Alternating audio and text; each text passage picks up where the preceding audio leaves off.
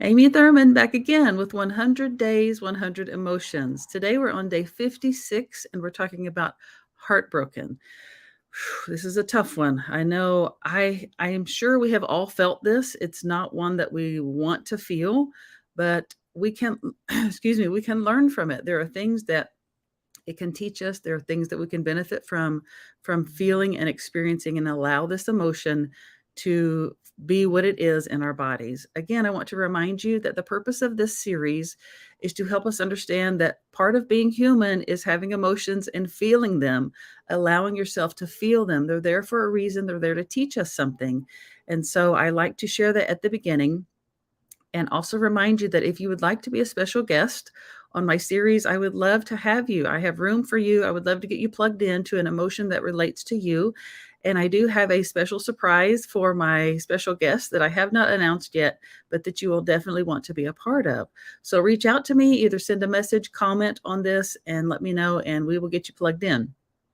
Okay, let's get into it to talk about feeling heartbroken today.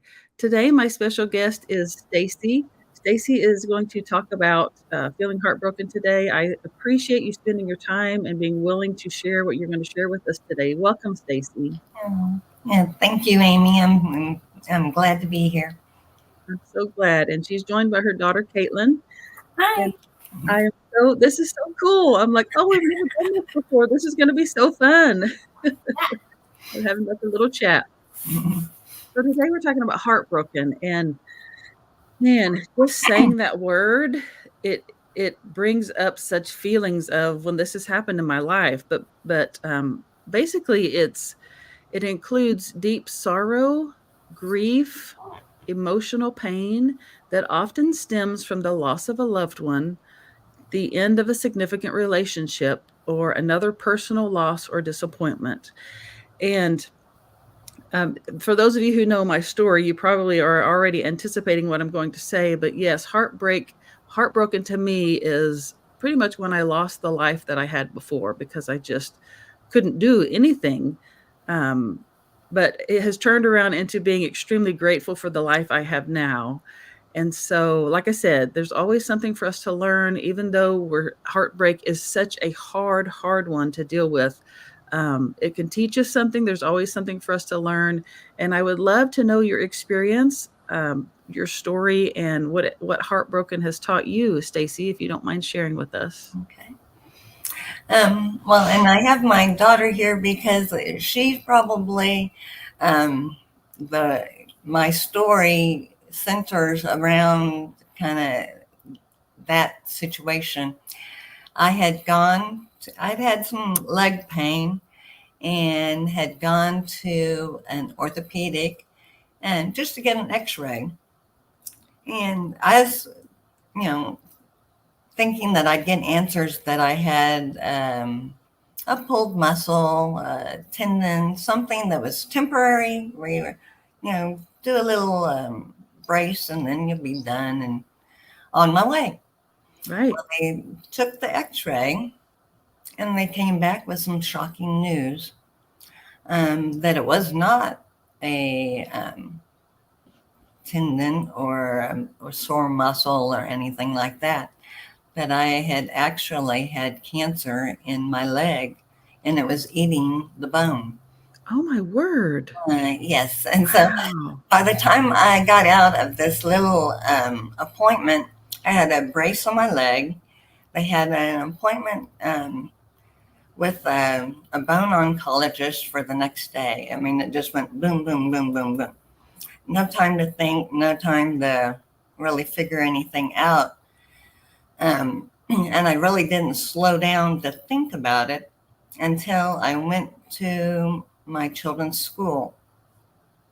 And when I got to their school, I had it all scripted in my head that I was just going to wait until I got home, have the family around, and we have a family moment.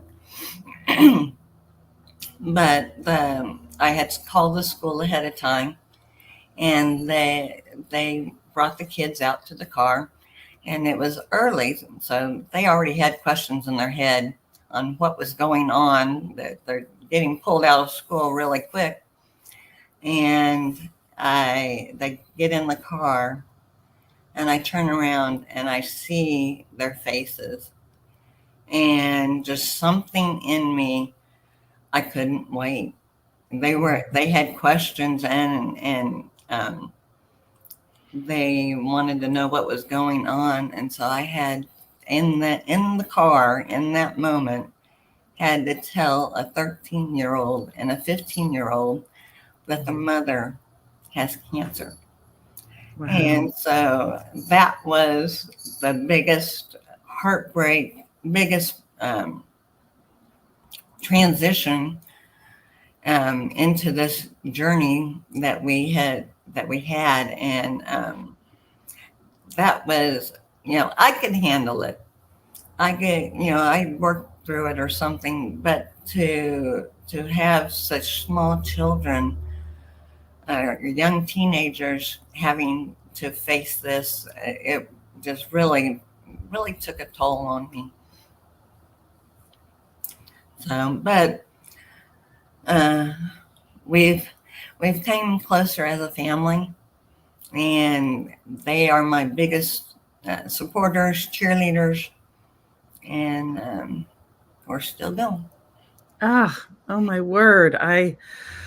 Wow. Excuse me. I'm just thinking in that moment, like how scared you must have been, how nervous you must have been, I think I was because in shock more right, than anything, right. and I wasn't feeling anything, but just to see them and their puzzled faces, and wondering what's going on with mom, why are they shuffling me out the door so quickly without any answers, and I was overwhelmed and couldn't just wait for the perfect moment. We just shared that moment in the car. Isn't that how life is though? Like so many times we plan things out. Like I'm going to plan Mhm. it this way, it's going to go this way, this is how it's going to happen. And then you're just like it's not supposed to happen that way. No. Like you feel like you just know this is the right time. I don't have to wait. This is the right time for me to share that. And I can imagine, like as a mom myself, not wanting to say the wrong thing or to say it in a way that doesn't make them, just completely fall apart, and let them know that I know that's going to be okay, but still share the severity of the situation. That must have been very difficult for you. It was, and my husband at the time was traveling, and so it was left to Wow. me to, and I had to break the news to him over the phone. So it just all together was not the the movie kind of scenario that you would find. It was everybody was just doing life, and then we just hit Yeah. a roadblock. That's pretty much exactly what happened in my situation. I was one day working full time at the university, and that night I passed out, landed on my face on the hardwood floor, and couldn't even take myself to the restroom, couldn't walk, couldn't talk, couldn't hear or see correctly. And yeah, life in a moment can change, and we don't know when that moment might be. Yeah. And so I resonate with what you're saying so deeply, but on a different level, because there's something about going through trials and tribulations together, like with my kids, because I have two older kids as well. And I mean, I know yours are older now. Mine are older now too, but like my accident was just almost a decade ago, and what we have been through together has made us so strong. Like exactly what you said, that there's a bond there. Mhm. I guess I don't know if they call it a trauma bond or what, but like you were saying about your kids, my big kids tell me all the time what an inspiration I am to them, because they have seen me go through it. And I think in a convoluted kind of way that it actually helps our kids to be stronger people, because they have watched us traverse such unthinkable things. Well, and it's impacted my family to very emotional, almost to a PTSD kind of situation. It's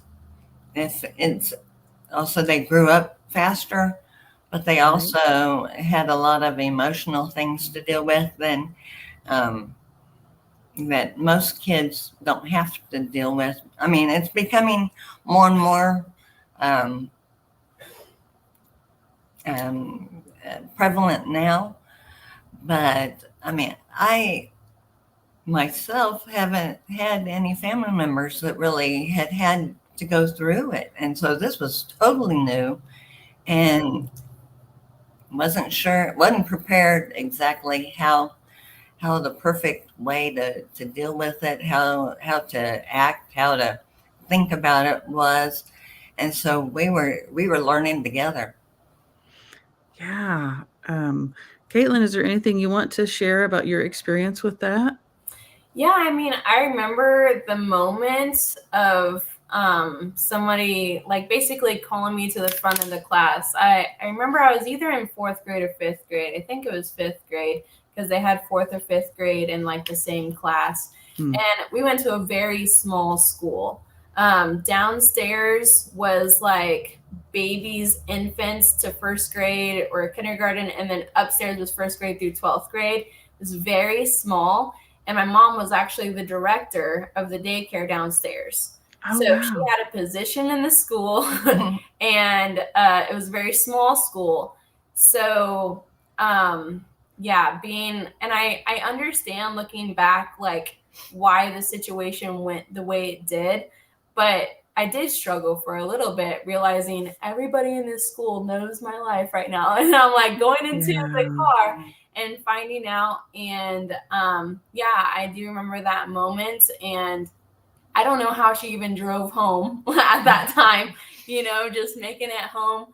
And it was like a heartbreak. It was like, whenever you're in fifth grade, you're just worried about sports, school. And now you're like, oh, now, I lost this sense of self and that relationship with your parent whenever they're now sick. And to that extent, it's like you are, you feel like you need to help them in certain ways. But she was that first battle of cancer. I mean, she would sleep off the treatment over the weekend and go back to work on Monday. It was a very, you wouldn't have really known that first one, but the PTSD really comes into play with like that she's had it 3 times. We've been looking for it, maintenance treatments, or just waiting for the other foot to drop for like the last 15 years. But like, Mm. she's been cancer free now really for like 5 or 6 years, right? So Ah, that's so yeah, good. yeah, but just remembering That's that another first time. story. Yeah, but this is just all about that first time of feeling that. I definitely felt that. I mean, probably in a different sense than my mom. She probably felt a loss of sense of self and just like this isn't how my life was supposed to go, and the loss of that, how life was before. And I think we all kind of grieved the family unit that we had before that moment. But looking back now, just realizing that that was the first time of several to come is just, I'm glad that sometimes we can't see the future because that would have been Right? even worse. Yes. Yeah. Yes. And you took on a whole new role as, Mhm. I mean, I can imagine now from your perspective, Caitlin, sitting in that car like you're trying to figure out who you are, these teenage years, what I want to do with my life, all this. And Mhm. then your role completely changed in that moment of, and now I have to be a caretaker to this person who I depended on and who, there's a sense of, oh, the word escapes me, security that Mhm. probably was shaken in that moment. So I can imagine how traumatic that must have been. But I would love if you would mind sharing, Stacy, where you are now. How are you doing along this journey? You're cancer free. That's amazing. Oh my gosh. And I've got two grandchildren, and they keep me very busy. So I've gone from, not sure if she's going to be around, what she's going to be able to do, to I'm keeping up. I'm keeping up with toddlers. I'm Oh, uh, and mentoring people that have gone through this journey. And so we're loving life. Ah, I love stories like yours that, you go from just rock bottom. And that's the thing with all of these emotions. I say this like on almost every one of these episodes. It can go either way. It can go either way. It depends on your response to it, how you respond to it. If you could have hit rock bottom and stayed there, it could have destroyed you as a person, but you didn't. You chose to fight back. You chose to take your life back, although it's different now. You have a life that you love, it sounds like. Oh, yes. Yes, this is one of the things that I have longed for, to see my children grow up, to see them successful, and to enjoy grandchildren. And those are my my goals at one point, and I'm moving on to more goals. So that's so great. And it's so true in life. Exactly what you just said, that we have like I envision what it's going to be. I have my goals and this is how I want it to happen, but it doesn't always go that way. The path to reaching our goals sometimes is exactly what has happened to you, something you did not expect, you did not want in the moment, but the end result of that gave you what it was that you wanted from the beginning. Yeah. And so I think the path. Yeah. What did you say? I said we did the fight and we overcome, and now we're moving on. Yes, exactly. That the path is not always laid out, like you said, Caitlin, to see the future, to see what's ahead of us. But if we just trust that we're taking the steps in the right direction, we'll eventually get to where we're supposed to be and be able to live the life that we want. Mm-hmm. And so, so good. Thank you so much for being willing to share your story and being vulnerable with us and helping us learn that we can gain something from heartbreak, that it can actually teach us and help us. I would love to, let's see, let me pop this question up here for those of you watching. I would love for you to join in the conversation and share with us how you cope with heartbreak, because like Stacy, you take it to the next level, fight against it and make it a stepping stone for you, or do you let it keep you down and let it hold you down and become a crutch and something that maybe you don't want? And so there are different ways to handle it. I would love for you to share how you handle it. And if you have seen these before, you know that I use an AI image generator to create an image that represents the emotion of the day. And this one, we're talking about feeling heartbroken. And so I'm always fascinated by what this generator gives me when I type in the prompt that I give it. It's always so spot on and so accurate, which blows my mind because it's a machine giving me something emotional. But I love it. It's like art therapy. It's like, there are no right or wrong answers. You look at it, whatever you see is right. Mm-hmm. And so I'm going to pop this on the screen. I'll full screen it, and then we will talk about this for just a second. But this one, is pretty obvious here. Mm-hmm. Heartbroken. I mean, the heart shape jumps out at me, mm-hmm. To begin with. And so much I could say about this. Is there anything that jumps out at you, Stacy? Just that the person his back is turned, and it looks like the head's kind of down. Mm-hmm. So it's kind of disappointment, hurt, kind of something has gone on that they're definitely heartbroken about. Yeah.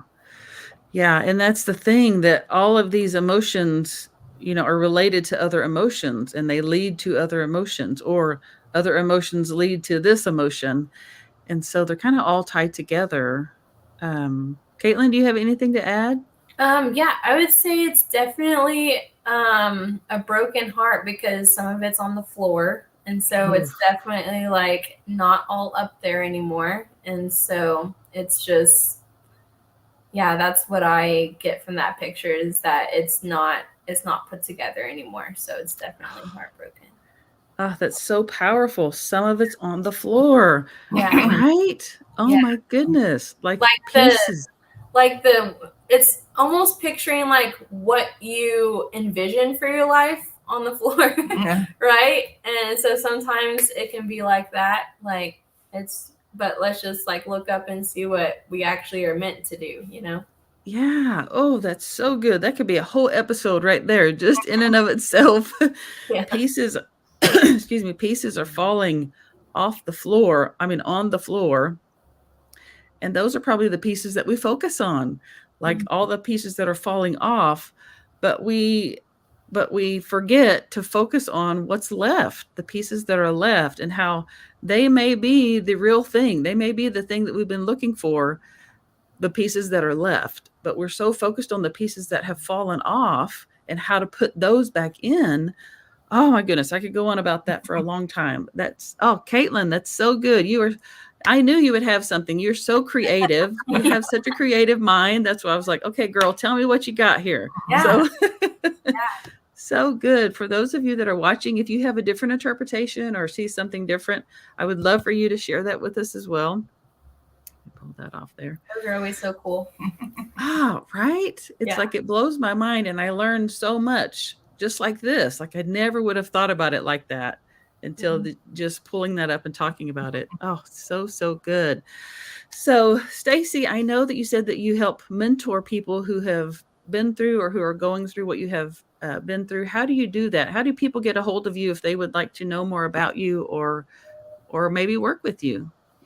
I have a Facebook page. It's Stacy's Health and Wellness, and it's just I give health tidbits and kind of share my journey, what I've done, and naturally, and supplements and those kind of things, that they can kind of reach out to me. And I'm not a doctor, but I just share my story and hope to inspire other people. I was just going to say that you share your story and you inspire others, because just talking to you today, I'm so inspired by you. Oh my goodness. Like Caitlin and I have talked about, how you can share your story and ways that you can do that, because I really feel like it needs to be shared. You've been through so much, and now you're able to live the life that you wanted. Yes. You help take care of your grandkids. Is that right? Mm-hmm. Yes, a lot. Yeah, I'm a full-time nanny. Well, there you go. Right. And Yes. that's exactly the way it was with me. Like I am able to do things now, since I live with a broken neck, that I couldn't do when I was able-bodied. And it's like a flipped mentality, but it makes us so thankful, right? For the things we are able to do now that we couldn't do before. And it's such a mindset shift that it makes it so important. Right. I could either be defeated or I can have victory. Exactly. And you get to choose. You get to choose which one, right? Mm-hmm. Oh, so good. Okay, I'm going to go find your Facebook page on Facebook, and I will link it in the description above after we get off here. And I will link your, is it okay if people connect with you, like send you a friend request on Facebook personally, or would you rather? That's fine. Okay. So I'll link both of those on Facebook. If you're watching on LinkedIn or on YouTube, then I will put a link in the comments to Stacy's page, to her Stacy's Health and Wellness page. So you can contact her there, get to know her a little bit, and see what she's done to help her along her journey. Oh my goodness, this has been so good. Thank you to both of you for being here and being willing to share your story and take this time with us. I have loved it so much. Oh, well, thank you. Thank you. Of course. Yeah, of course. For those of you watching, again, if you would like to be involved, if you would like to be a special guest, I have room for you. We can plug you in, find an emotion that works for you. So send me a message or just comment, and I will get you plugged in. If you would like to see the others, There's a whole series of these. Go to hashtag 100 days, 100 emotions. That's the numerical number 100, streaming live on Facebook, LinkedIn, and YouTube, and you can find the others. Okay, until next time, I'll be back with a different emotion. Thank you guys for watching. Bye. Bye.